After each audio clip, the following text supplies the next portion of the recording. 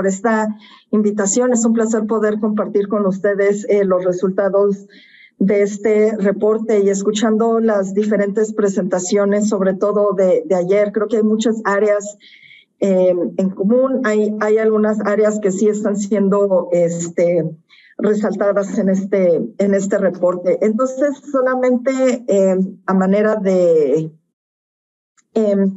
introducción al IPCC, un poco de resumen de este reporte.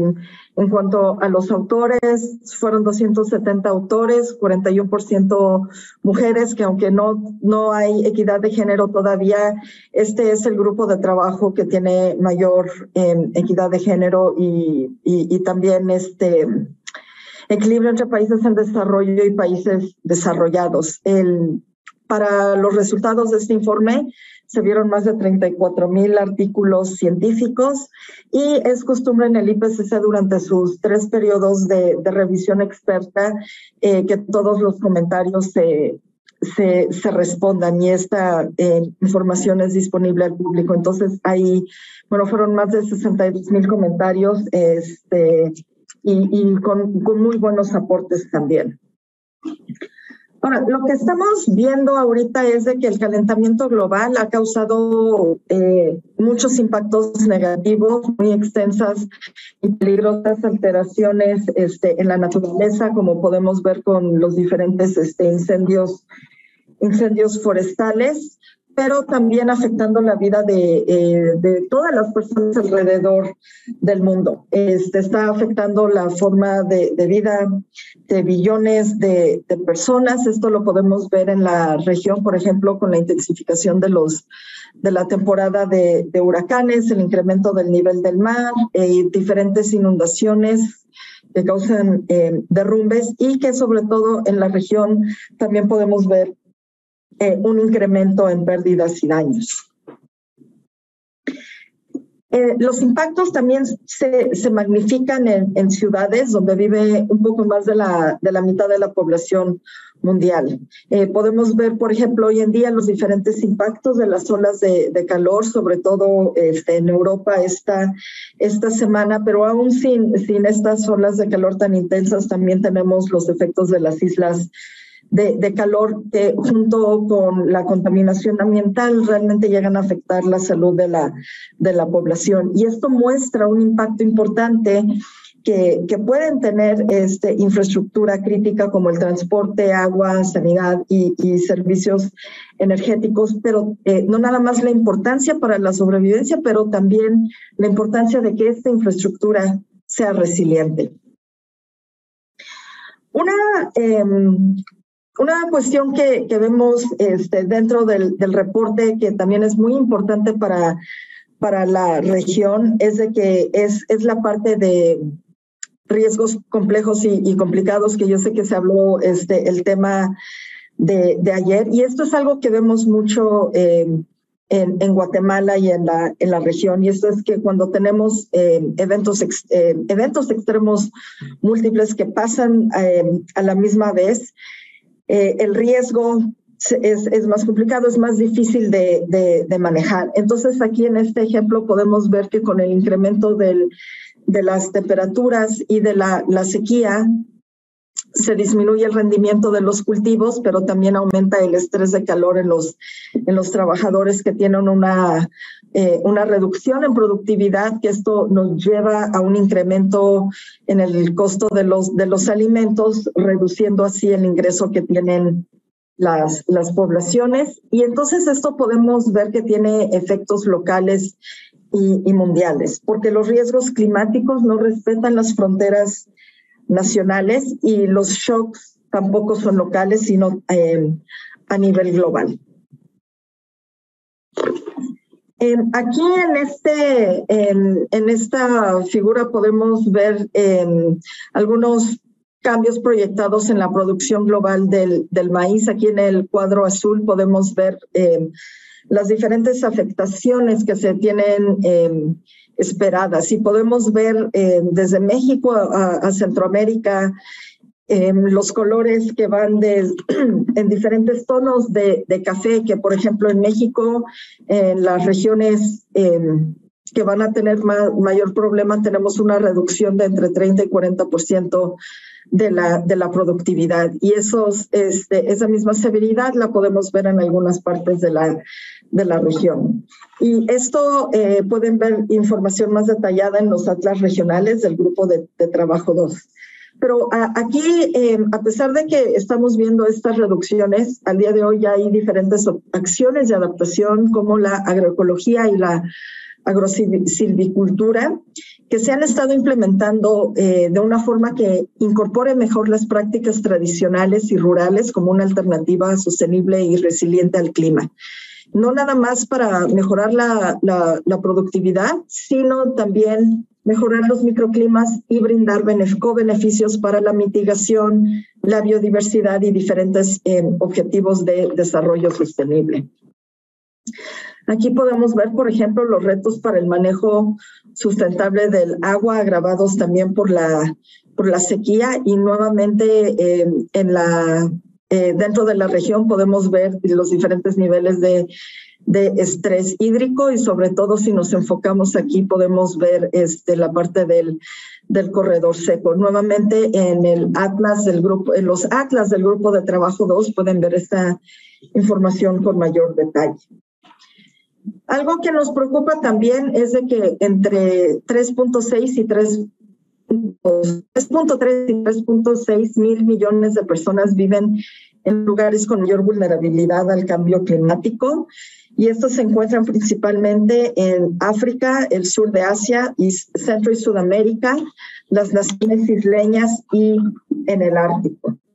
Y parte del problema, además de la vulnerabilidad climática que enfrentan, es de que estos lugares, estas poblaciones enfrentan diversos retos simultáneos. Entonces, no es únicamente la vulnerabilidad climática, sino también las vulnerabilidades sistémicas que encontramos, entre ellos el acceso limitado a diferentes servicios e infraestructura básica como agua potable, salud, energía, que hay elevados niveles de pobreza y de pobreza extrema, mucha inequidad, que hay problemas de gobernabilidad y gobernanza, que faltan fuentes confiables de financiamiento y bajos niveles de confianza y problemas en la rendición de cuentas.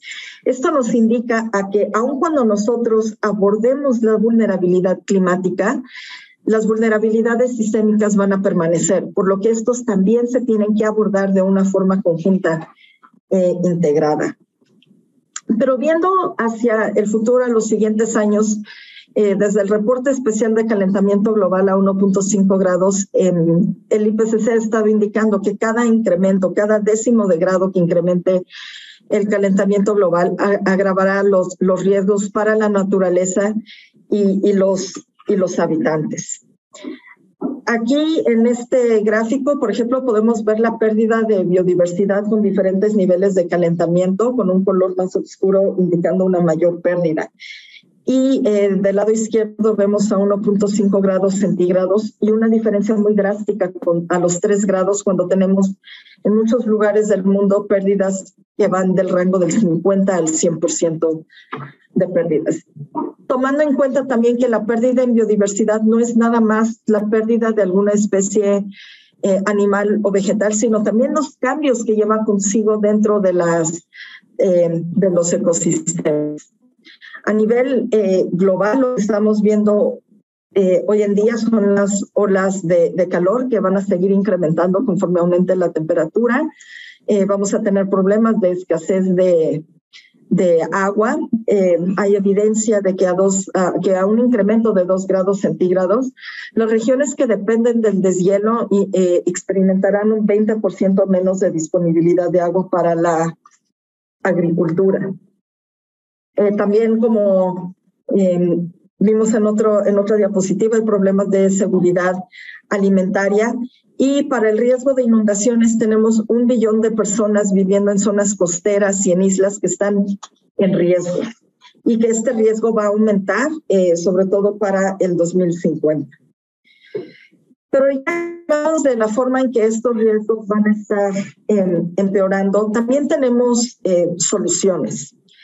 Las acciones globales de adaptación, si bien han incrementado, existen muchas diferencias regionales importantes.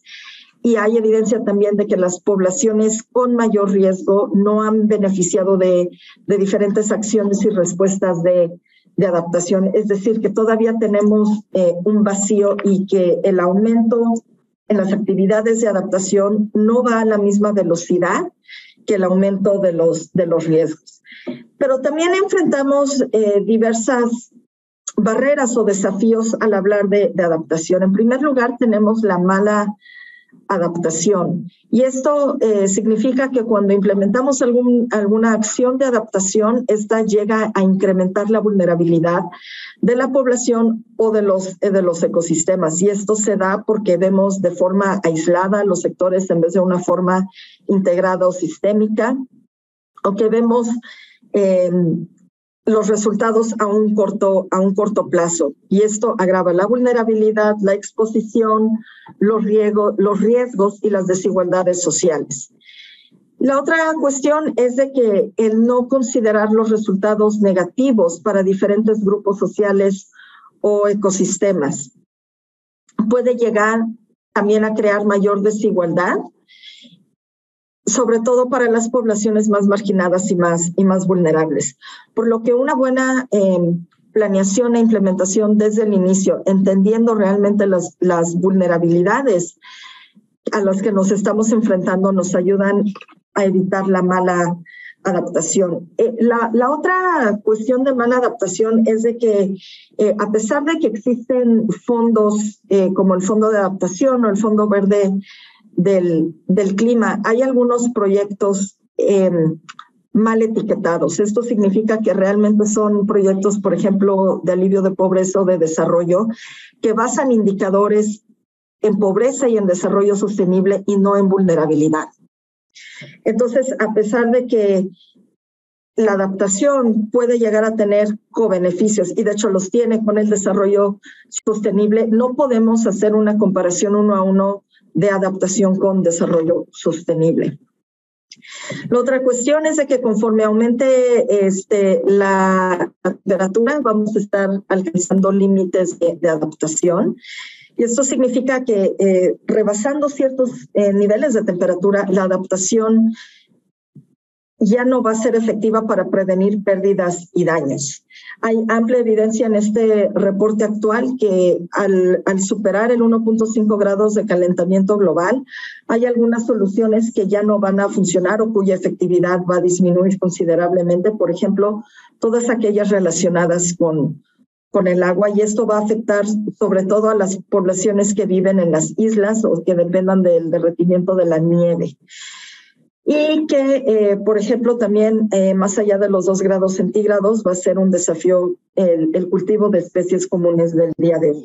Entonces tenemos que actuar antes de llegar a esos límites para los cuales ninguna opción de adaptación nos va a ayudar.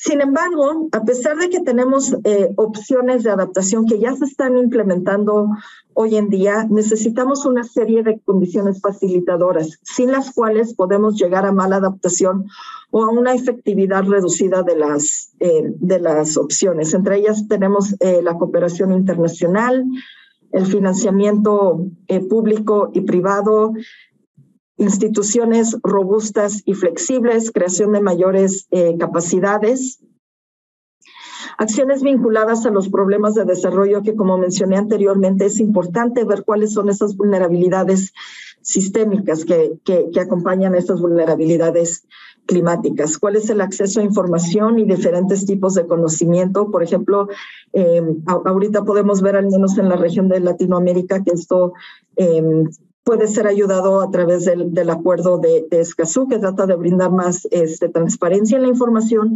pero también el incremento del uso de conocimiento indígena. Yo sé que ayer hubo unas sesiones muy buenas de conocimiento indígena, y creo que es un hito en este reporte que por primera vez se equipara el conocimiento indígena con el conocimiento científico. Finalmente necesitamos una gobernanza más inclusiva en el que podamos participar todos, toda la población y que haya mayor seguimiento y evaluación, no solamente en el periodo de algún proyecto, sobre todo, por ejemplo, de las entidades donantes, sino, por ejemplo, después de que pasa un evento climático extremo. Entonces, aquí podemos ver una metodología que empezó a crearse desde el reporte especial de calentamiento global a 1.5 grados, donde tratamos de hacer una mayor incorporación de diferentes indicadores, tratando de ir más allá de los indicadores tecnológicos y económicos que normalmente predominan. Entonces aquí hay 6 dimensiones: económico, tecnológico, institucional, social, ambiental y geofísico. Y parte de la razón de esto es porque también queremos hacer ese enfoque en la población más vulnerable. Entonces, por ejemplo, en la parte social tenemos aceptabilidad de la opción de adaptación por parte de las comunidades, que haya inclusividad, que haya equidad intergeneracional, equidad de género. Y en la parte institucional, que también haya una aceptabilidad política, que haya transparencia, pero que también existan las instituciones y las herramientas, por ejemplo, regulatorias, que puedan apoyar a que esta opción se lleve a cabo. Entonces, aquí podemos ver que entre más grande es el círculo en azul turquesa, hay una mayor factibilidad. Los círculos más pequeños es menor factibilidad. Pero aquí lo importante es de que en el círculo pequeño, menor factibilidad no necesariamente significa que hay que evitar esa opción, sino significa que una de 2 opciones: no hay suficiente información a la hora de hacer este estudio como para poder ponderar la opción, o porque hay muchas barreras. Y lo que podemos ver aquí es de que muchas de las barreras a nivel global, pero también que son de la región de Centro y Sudamérica, tienen más barreras en el ámbito institucional que en cualquiera de las otras dimensiones. Entonces, eso nos da la guía de en dónde tenemos que enfocar una mayor atención. Aquí en esta columna también podemos ver cuántas sinergias hay con mitigación.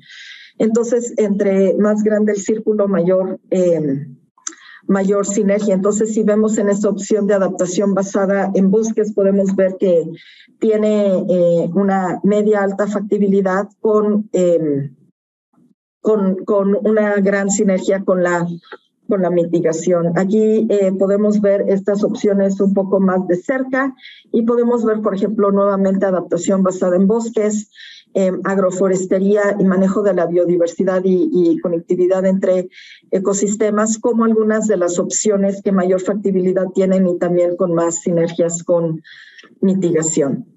Ahora en este gráfico podemos ver también para cada una de las opciones los vínculos que tienen con diferentes grupos o ecosistemas en riesgo, por ejemplo, grupos étnicos, equidad de género, población en extrema pobreza, y con cada uno de los 17 objetivos de desarrollo sostenible. Entonces aquí nuevamente vemos, por ejemplo, que la adaptación basada en bosques tiene sinergias o nexos positivos con la mayoría de los objetivos de desarrollo sostenible. Los espacios en blanco indican donde no encontramos evidencia suficiente. Y aquí podemos verlo de una forma un poco más clara, por ejemplo, que el ODS 3 sobre salud, el 6 de agua, el 11 de ciudades y comunidades.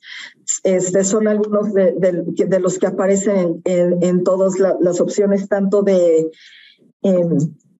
sistemas de transición terrestres y oceánicos y de urbanos y de infraestructura. Una cosa que sí quiero resaltar aquí es de que si pueden notar tanto aquí en estas figuras, es de que la organización de esto lo estamos haciendo por sistemas de transición. Y esto es porque vemos de que a nivel sectorial no tenemos esa flexibilidad de poder integrar opciones de adaptación con mitigación, con desarrollo sostenible. Entonces, por ejemplo, en el sector energético, si hablamos del consumo de leña para cocción y todas las implicaciones que eso tiene tanto para pobreza como para salud como para cambio climático, vemos que realmente no se puede manejar a nivel sectorial porque están involucrados entidades del sector salud, forestal, medio ambiente, entre otros. Y pasa lo mismo con cada una de estas opciones, porque aquí a lo interno tenemos interacción de bosques con agricultura, con biodiversidad, con sistemas energéticos que a la vez tienen impacto con sistemas urbanos de infraestructura y energéticos. Aquí brevemente les enseño algunas opciones de mitigación del grupo de trabajo 3 y también con los diferentes vínculos con los objetivos de desarrollo sostenible y, por ejemplo, aquí infraestructura verde, que son opciones que aparecen tanto para adaptación como para mitigación. Y aquí las opciones de mitigación para los sectores agrícola y forestal, en donde lo que tenemos que tener cuidado es de que si bien hay opciones que nos pueden dar reducción de emisiones significativas, también puede tener compensaciones con el desarrollo sostenible, sobre todo en cuanto a uso de la tierra, por lo que se requieren diferentes políticas e inversiones para asegurar un acceso a alimentos, agua y a energía. Entonces, ¿qué nos dice esto sobre nuestro futuro? No nada más para adaptación, mitigación, sino también de la Convención de Diversidad Biológica. Y este desarrollo resiliente al clima tiene un marco en el que estamos involucrando a todos los niveles de gobierno y de la población, incluyendo a los grupos más vulnerables, más marginalizados, donde priorizamos equidad, ética y justicia, donde conciliamos diferentes intereses, valores y puntos de vista y donde se aprovecha un rango amplio de conocimiento. Y como pudimos ver en lo que les expliqué del análisis multidimensional de factibilidad, es de que estamos realmente tratando de ir más allá del valor económico de las diferentes acciones que estamos tomando.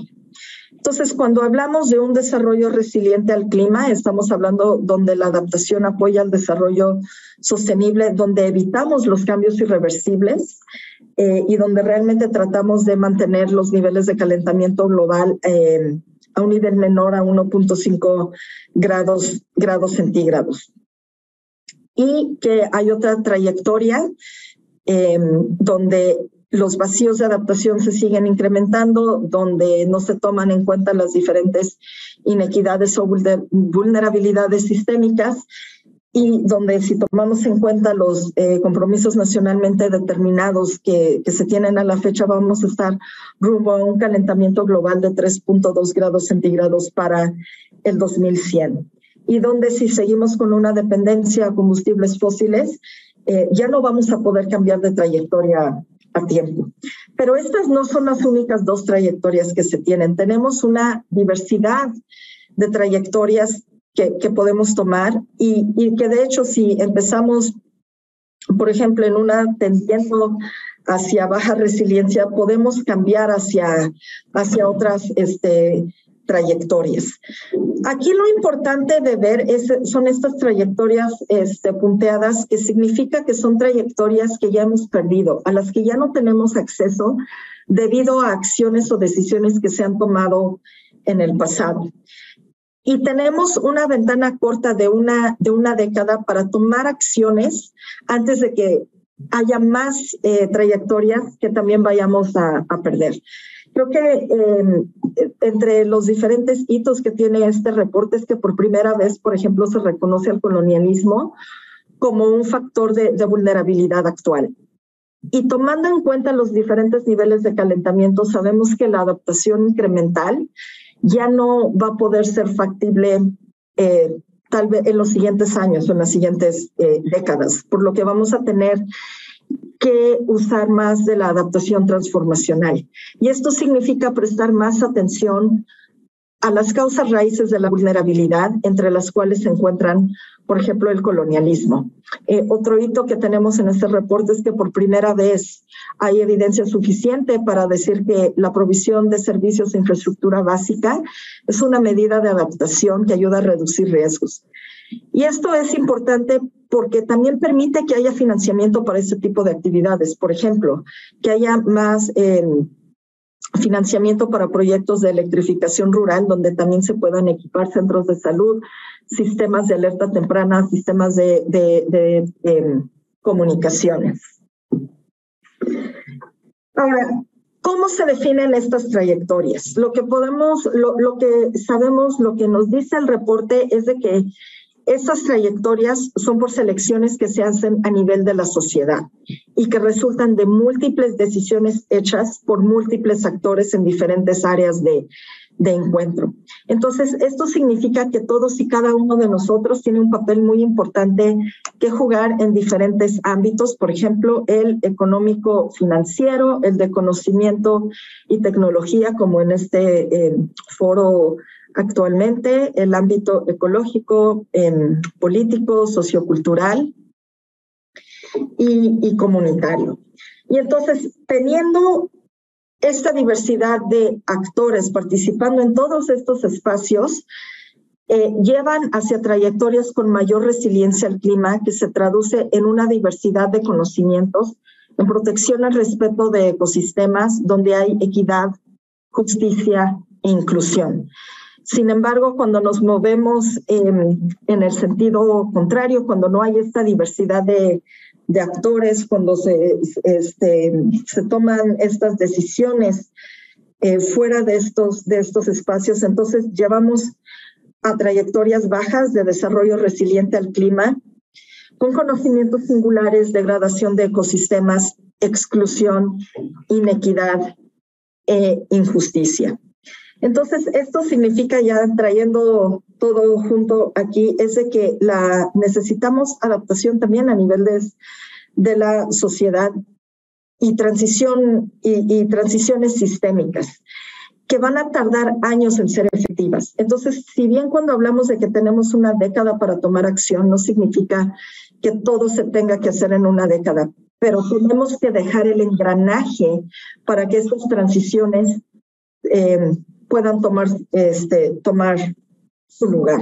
Y para no quedarnos atrapados en unas trayectorias bajas de desarrollo resiliente y que luego estas otras trayectorias también queden espunteadas, perdidas, porque ya llegamos a límites, porque hay cambios irreversibles y porque las opciones de adaptación ya no son suficientes. Entonces, para cerrar, tenemos amplia evidencia científica de que tenemos que actuar hoy y que estas acciones las tomamos todos de una forma conjunta, que ya no podemos atrasar estas acciones. Pero también de que cuando hablamos de diferentes términos como equidad, justicia, inclusión, que no sean solamente términos que usamos porque queremos decir que somos inclusivos, sino realmente pensar en, cuando decimos no dejamos a nadie atrás, ¿qué realmente significa ese no dejar a nadie atrás? O que decir es desarrollo sostenible para todos. Y creo que dentro de las diferentes sesiones de ayer, hubo algunas pláticas que también hablaron de qué significa esas acciones de cambio climático para las poblaciones más vulnerables, y que muchas de las acciones como el manejo, la gestión de riesgos tiene que empezar desde abajo y no siempre desde arriba. Entonces, pues muchísimas gracias por su atención y quedo atenta si hay alguna pregunta o comentario. Muchísimas gracias nuevamente.